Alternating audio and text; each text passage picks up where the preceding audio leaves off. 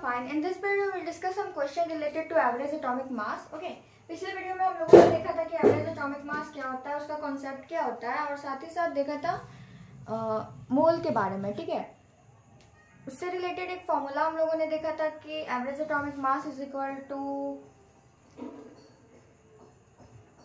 atomic mass of isotope into relative abundance by relative abundance. Okay, so related to this formula we will solve some question. Okay, तो इस video में हम लोग कुछ question बनाएंगे उस फॉर्मूला से रिलेटेड. हमारा फर्स्ट क्वेश्चन है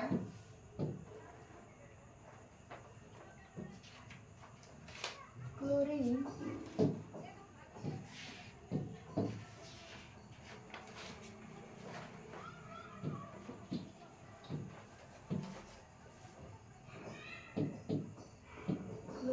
exists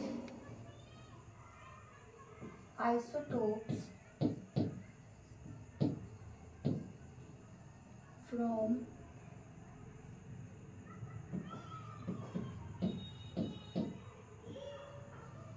5 and 57. Here is given that about chlorine. Okay, इसमें कह रहा है कि क्लोरीन एग्जिस्ट करता है दो आइसोटोप में. ठीक है, sorry, you will write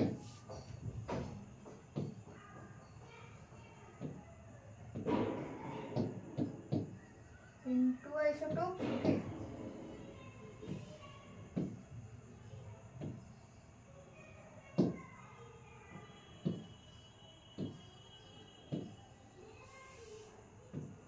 two isotopes from this to one more, that is chlorine 37.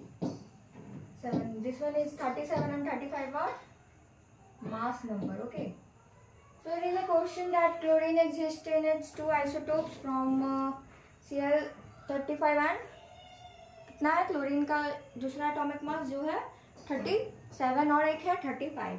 It's relative abundance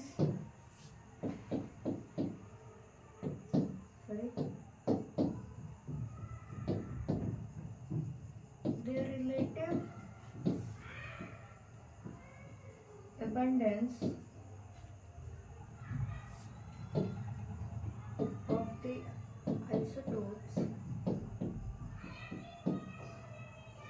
are 75% and 25% respectively. Okay, what is the average atomic mass? Okay, here is our question. We have to find that what is the average atomic mass, okay, of chlorine. Okay, average atomic mass of chlorine. Okay, so let's solve this question with the help of formula. Okay, तो हम लोगों ने देखा था कि average atomic mass is equal to mx1 m2 x2 by x1 plus x2. यहाँ पे m1 क्या है, the mass number of first one and the second one. Okay, and x is the relative abundance. Okay, so here first one, that is 35 and its relative abundance is 75. Okay, plus m2 that is 37 and x2 that is 25 by its relative abundance, that is 75 plus 25. Okay, when we solve this one, we will get 2625 plus 925. Okay, by 100. Now further we will get 5, 5, 10, 0, 1 carry, 2, 2, 4, 1, 5. Okay, 15, 5, 3 by 100 is equal to 35.5. This is our answer. Okay, so I hope you understand about this question, that in this question we have to find average atomic mass of chlorine. ठीक है, इस question में हम लोग को क्या find करना था, एवरेज एटॉमिक मास क्लोरीन का. ठीक है, तो हम लोग इस फॉर्मूले की हेल्प से हम लोगों ने एवरेज एटॉमिक मास निकाला, जो कि हमारा है 35.5.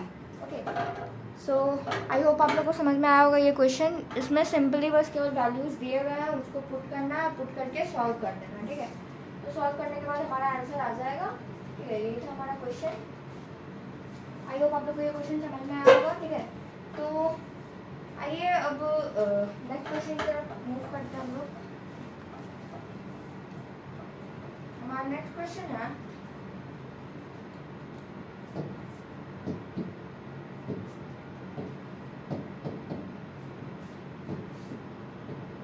Carbon exists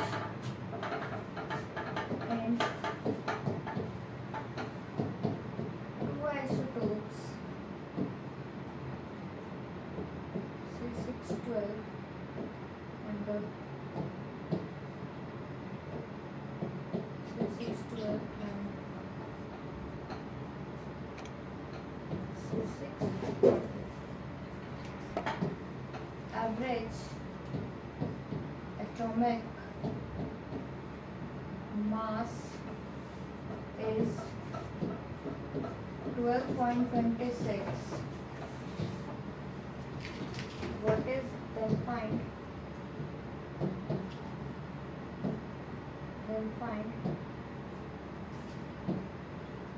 what is the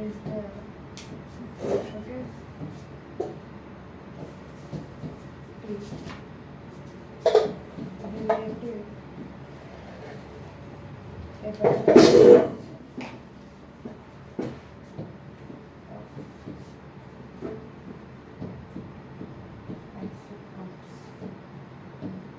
okay. इस क्वेश्चन में थोड़ा सा बस डिफरेंस है कि इस क्वेश्चन में हमारा एवरेज एटॉमिक मास गिवन है, हमें रिलेटिव अबंडेंस निकालना होगा. ठीक है, और यहाँ पे हम लोगों का एवरेज एटॉमिक मास दिया हुआ है प्लस एवरेज एटॉमिक मास दिया हुआ है. ठीक है, तो इसके हेल्प से हम लोग क्या निकाल लेंगे, इसके रिलेटिव अबंडेंस. ठीक है, तो लेट की हमारा रिलेटिव अबंडेंस क्या होगा, x मान के चलते हैं. ठीक है, तो सॉल्यूशन में हम लोग क्या लिखेंगे, पहले तो पहला हमारा रिलेटिव अबंडेंस को हम लोग x मानेंगे. ठीक है, दूसरे को भी हम लोग क्या मानेंगे, 100 माइनस एक्स, क्योंकि 100 के परसेंटेज है. ठीक है, तो let be relative abundance of first isotope Bx and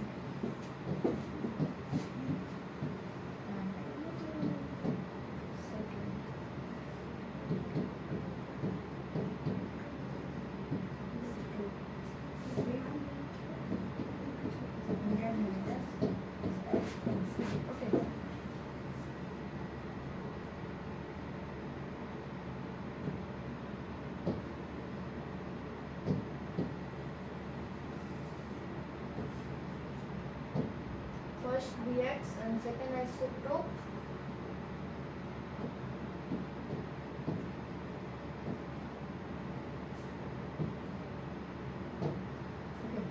now अब हम लोग उस फॉर्मूले के हेल्प से अपने क्वेश्चन को सॉल्व करेंगे. Like average atomic mass is equal to m1x1 plus m2x2 by x1 plus x2. ठीक है, तो हमारा एवरेज एटॉमिक मास दिया हुआ है, ठीक है। एवरेज एटॉमिक मास हमारा क्या है 12.26, ठीक है। तो एवरेज एटॉमिक मास की जगह पे हम लोग उसका वैल्यू पुट करेंगे, ठीक है 12.26। और यहाँ पे हमारा पहला मास है क्या 12 है, 12 और 14, ओके 12 14 हम लोग का पहला है 12 14 और इसका रिलेटिव अबंडेंस हम लोगों ने क्या माना था x, प्लस जो हमारा सेकंड है वो 14 है और रिलेटिव अबंडेंस हम लोगों ने क्या माना था 100 माइनस x, ठीक है। तो आज चीज़ हम लोग को लिख देना है। उसके बाद हमारा जो माइनस x, ये रिलेटिव अबंडेंस है, ठीक है। अब हम लोग इसको फर्दर क्या करेंगे सॉल्व करेंगे, ठीक है। तो फर्दर सॉल्व करेंगे तो हमारा, ठीक है, तो let's solve this question। क्या होगा 12.26 is equal to 12x plus 1400 minus 14x, ठीक है। बाई क्या होगा, ये तो हमारा कैंसिल हो जाएगा, ठीक है, बाई 100 आ जाएगा, ठीक है।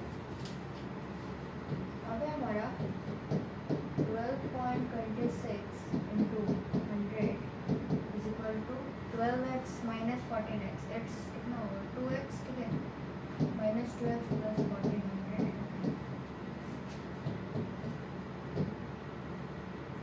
अब 126 2x plus 1400, नेक्स्ट हमारा 12 हो जाएगा इधर और 1400 माइनस 12 26 हो जाएगा। 2x इज इक्वल टू, इसको सब्ट्रैक्ट करेंगे कितना हो जाएगा 10 में से 6 सब्ट्रैक्ट करना है, ठीक है 4 9 में से ये तो हमारा 9 हो जाएगा, तो 9 में से 2 करेंगे तो 7 और ये हमारा 2 में से 2 1, ओके तो 174 आ जाएगा, ठीक है। अब हमें क्या करना है x का वैल्यू पुट करके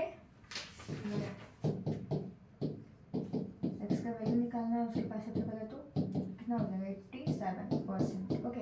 तो ये हमारा क्या आ जाएगा x का वैल्यू जो कि 87% है, ठीक है। अब हमारा रिलेटिव अबंडेंस इन लोग का जो हम लोगों ने माना था, जैसे पहला का हमने x माना था, दूसरे का हम लोगों ने x 100 माइनस x माना था। तो यहाँ पे 12 का हमारा कितना था x% था, ठीक है x% था, तो x% हमारा कितना आ जाएगा 87%, इसका आ जाएगा रिलेटिव अबंडेंस। और 6 12 14 का हम लोगों ने कितना माना था 100 माइनस x हम लोगों ने माना था, ठीक है। इसका हम लोगों का कितना आ जाएगा 100 माइनस 87%, ओके। सो 10 में से 7 हम लोग सब्ट्रैक्ट करेंगे तो कितना आएगा हमारा 3 और 9 में से 30%, ओके। तो ये है हमारा रिलेटिव अबंडेंस दोनों आइसोटोप्स का, ठीक है। तो ये था दोनों आइसोटोप का रिलेटिव अबंडेंस। सिंपल सा, इसमें बस केवल क्वेश्चन में थोड़ा सा डिफरेंस था कि एटॉमिक मास दिया हुआ हमें परसेंटेज निकालना था, ठीक है। तो इसी फॉर्मूला को मतलब इधर उधर करके किसी में दिया हुआ रहेगा एटॉमिक हमें मास निकालना होगा, रिलेटिव अबंडेंस एवरेज एटॉमिक मास दिया हुआ रहेगा और एटॉमिक मास निकालना होगा। तो हम लोग सिंपली निकाल लेंगे बस इस फॉर्मूला के हेल्प से। इसके जगह पे जो वैल्यूज रहेंगे वो पुट कर देंगे और बाकी हम लोग एक्स मानकर निकाल लेंगे, ठीक है। इक्वेशन की तरह सॉल्व करके मतलब हम लोग कर सकते हैं, ठीक है। सॉरी, मतलब इस तरह के क्वेश्चन को हम लोग उसके वैल्यूज़ को जितना वैल्यूज़ दिया हुआ उस वैल्यूज़ की जगह पे उसको पुट करके हम लोग इस क्वेश्चन को सॉल्व कर सकते हैं, ठीक है। तो इसके पहले वाले क्वेश्चन में भी बस सिंपली इसमें एवरेज एटॉमिक मास निकालना था इसके पहले वाले में, और इस क्वेश्चन में हमें क्या करना है कि सारे का वैल्यूज़ दिए हुए थे, बस हमें थोड़ा सा क्वेश्चन चेंज था कि इसमें रिलेटिव अबंडेंस निकालना था। बट पिछले वाले क्वेश्चन में रिलेटिव अबंडेंस दिया हुआ था और इस वाले क्वेश्चन में हम लोग को निकालना था, ठीक है। तो इसी तरह के डिफरेंसेस हम लोग को मिल सकते हैं क्वेश्चंस में, ठीक है। तो ये थे कुछ question related to average atomic mass, okay. So I hope आप लोग को ये वीडियो समझ में आया होगा और सारा क्वेश्चन क्लियर होगा, ठीक है। ये भी क्वेश्चन बस सिर्फ ये आपका फॉर्मूला है, average atomic mass is equal to m1 x1 plus m1 is refers to the हमारा क्या है एटॉमिक मास, ठीक है, ऑफ और उसके बाद m2 भी हमारा एटॉमिक मास है और x1 x2 क्या है, तो ये हमारा रिलेटिव एबंडेंस है, ठीक है। तो इस फॉर्मूले की हेल्प से हम लोग किसी भी चीज़ को सॉल्व कर सकते हैं, क्वेश्चन को कुछ भी घुमा के दे सकता है। चाहे तो एटॉमिक मास हमें निकालना होगा, बाकी सारे दिया हुआ रहेगा, परसेंटेज दिया हुआ रहेगा, एवरेज एटॉमिक मास दिया हुआ रहेगा, तो हम लोग निकाल सकते हैं, ठीक है। अगर किसी एक चीज़ का अगर मिसिंग रहेगा और बाकी सारी चीज़ का हमारा वैल्यू दिया हुआ रहेगा, तो हम लोग उसके हेल्प से एवरेज एटॉमिक मास को हम लोग निकाल सकते हैं, ठीक है। और वी कैन से कि एवरेज एटॉमिक मास अगर नहीं भी दिया हुआ होगा और किसी और चीज़ को हमें निकालना हो, यानी एटॉमिक मास या फिर रिलेटिव एबंडेंस को निकालना होगा, तो हम लोग क्वेश्चन को इधर उधर करके मतलब वैल्यूज़ को पुट करके हम लोग उससे भी हम लोग क्वेश्चन को बना सकते हैं, ठीक है। तो सिंपली हमें बस इस कॉन्सेप्ट ऑफ एवरेज एटॉमिक मास में हमें बस सिंपली ये क्वेश्चन को बनाने के लिए हमें सिर्फ ये फॉर्मूला याद करना होगा, ठीक है। इस क्वेश्चन की हेल्प से हम लोग क्वेश्चन को सॉल्व कर सकते हैं, ठीक है, किसी भी टाइप का क्वेश्चन होगा तो। सो आई होप आप लोग को वीडियो समझ में आया होगा, ठीक है। तो आज के लिए इतना ही, that's all for today, thank you.